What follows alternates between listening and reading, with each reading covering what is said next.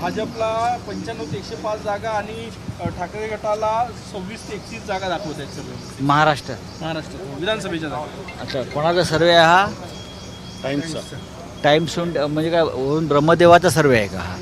याच लोकांनी सर्वे दिला होता ना की मोदींना 350 जागा मिळतील. हेच ते लोक आहेत की 350 भारतीय जनता पक्ष लोकसभेला, महाराष्ट्रामध्ये 40 हे सगळे भाजप मिळून, शिवसेना, काँग्रेस आणि राष्ट्रवादी आम्ही 175 ते 180 जागा 100% जिंकतो. या सर्वेवरती विश्वास ठेवू नका. हे सर्वे जे आहेत, हे जे सर्वे येत आहेत, हे लोकांना गुमराह करण्याचा प्रकार असतो. हे त्यांचं काम सुरू झालं याचा अर्थ महाराष्ट्रातले सत्ताधारी पराभूत होत आहेत. विधानसभा निवडणुका नोव्हेंबरमध्ये लागण्याची शक्यता आहे. विधानसभा निवडणुका नोव्हेंबरमध्ये लागण्याची शक्यता आहे. मुख्यमंत्र्यांनी काल संकेत दिले बोलता. मुख्यमंत्री कोण संकेत देणार? हे निवडणूक आयोगाने सांगायला पाहिजे. ते निवडणूक आयोगाला खोके दिले काय? निवडणूक आयोगाला खोके दिले का? खरं म्हणजे वन नेशन वन इलेक्शन हा नारा आहे मोदींचा. हरियाणा, झारखंड, महाराष्ट्र, जम्मू काश्मीर या 4 राज्यांच्या निवडणुका एकत्रच व्हायला पाहिजे. त्यांनी घेतल्या नाही. महाराष्ट्र, झारखंड त्यांनी दूर ठेवलं, कारण त्यांना झारखंडमध्ये गडबड करायची निवडणुकीपूर्वी.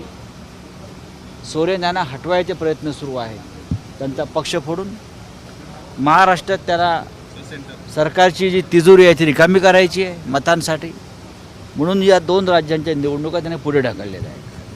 त्या बघू आता काय कसं काय. काल आपण बोलले होते की नागपूर जिल्ह्यामध्ये एक म्हणजे ग्रामीणमध्ये एक आणि शहरात एक, तर नेमका शहरात कोणत्या जागेनं करता शिवसेना आपली प्रयत्न करते? आणि दक्षिण मतदारसंघातून नागपूरच्या तुमचे जिल्हाध्यक्ष प्रमोद मानमोळी इच्छुक आहे.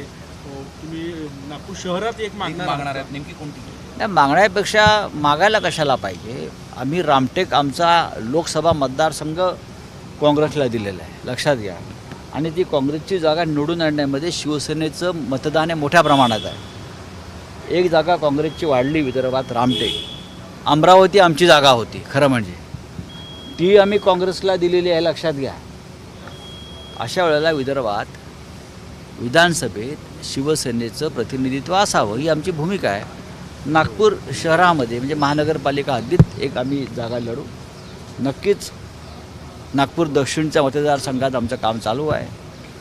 रामटेक विधानसभा आमचा हक्काचा मतदारसंघ आहे. याशिवाय एखादा मतदारसंघ आम्ही घेऊ शकतो का, या संदर्भात चाचपणी सुरू आहे. सर, आपने कहा कि कुछ गड़बड़ी हो सकती है, इसलिए इलेक्शन एक साथ नहीं लिए जा रहे 4 स्टेट के.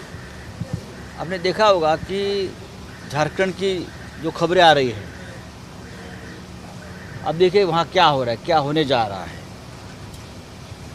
वहाँ हेमंत सोरेन जी को तकलीफ में लाने की कोशिश फिर एक बार हो रही है. उनकी सरकार एक मजबूत सरकार है, उसमें से कुछ लोग तोड़ने की कोशिश चल रही है वहाँ. आज ही मैंने खबर यहाँ ही पढ़ी है. इसलिए चुनाव अगर घोषित करते तो आचार संहिता यानी कोड ऑफ कंडक्ट लग जाता है. महाराष्ट्र में भी ये जो लोग बैठे हैं, ये त्रिकूट, उनको और टाइम मिलना चाहिए खेला करने के लिए, सरकारी तिजोरी खाली करने के लिए. इसलिए ये नहीं हो रहा है. आपने वन नेशन वन इलेक्शन की बात करते हो तो आप 4 स्टेट के इलेक्शन एक साथ नहीं ले सकते हो ना. हाँ, महंत रामगिरी महाराज यांची सुरक्षा जी आहे ती वाढवलेली आहे. महंत रामगिरी महाराज यांची सुरक्षा वाढवण्यात आली. किरण रिजिजू ने कहा है कि लोकसभा विधानसभा में हंगामा करना.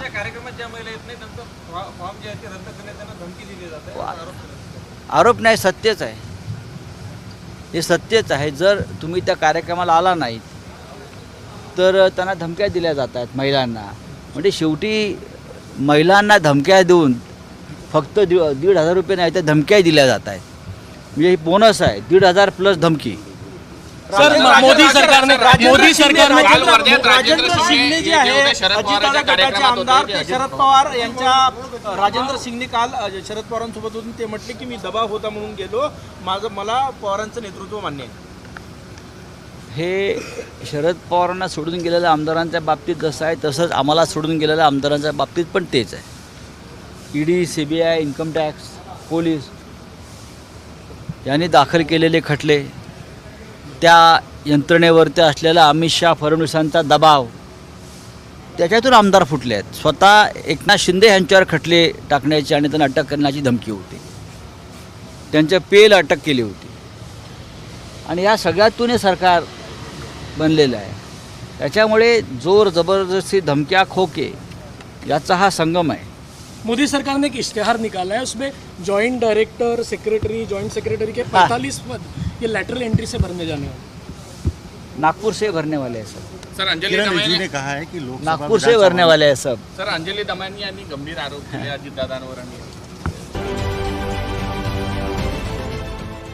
देश विदेशातील प्रत्येक घडामोडींचे लाईव्ह अपडेट मिळवण्यासाठी आता साम टीव्हीच्या सर्व सोशल मीडिया प्लॅटफॉर्मला लाईक, फॉलो आणि सबस्क्राईब करा.